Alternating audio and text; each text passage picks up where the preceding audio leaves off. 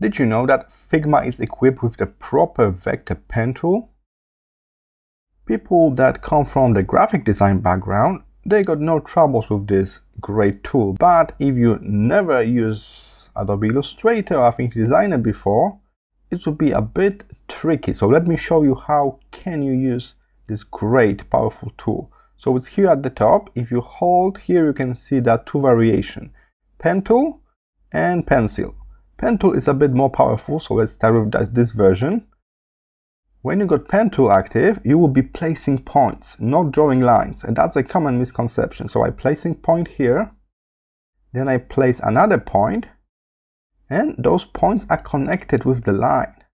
Take a look, I'm placing points, and they are connected with the straight line. If I manage to go back to very beginning, I will close the shape, and this closed shape can be filled with color. How about curvy lines, you may ask? For that, we click and hold, and I just place the first point, so I cannot see any line. And what we see right now, the blue thing, is a prediction of the next line. It's not the line yet. Because I need the next point, I click and hold, I'm still holding my mouse. And now I can decide how curvy this will be. Alright? Even I click now without making this curvy, this next line is still curvy from this previous point. Now I got straight line, press and hold to make it curvy, press and hold so you can control the curve. Let's close it. And the good thing about pen tool is we can always go back to node tool and move those nodes around. So if your shape is not perfect in the first go, that's alright. We can move it around, we can adjust, we can even delete some unnecessary nodes. So click on the node, delete from your keyboard, and then we can realign that with new line.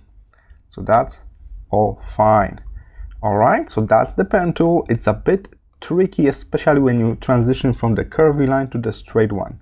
Remember, we are not drawing the line, we are placing points that connect with the line. Everything is vector based.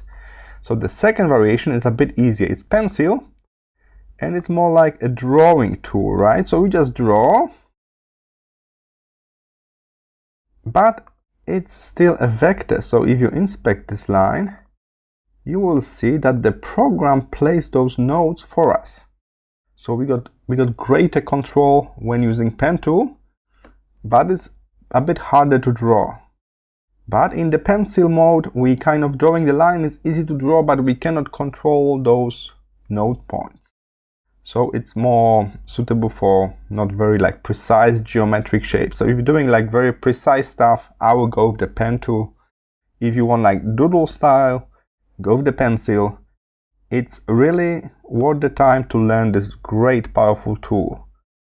Alright, so click and hold, click and hold, click and hold to make a curvy line, and click, click, click, click to make a straight line. Remember, if you manage to go back to the beginning, you will close the shape that you can fill with color. And that's the pen tool. I hope this short tutorial was helpful. I will see you in the next one.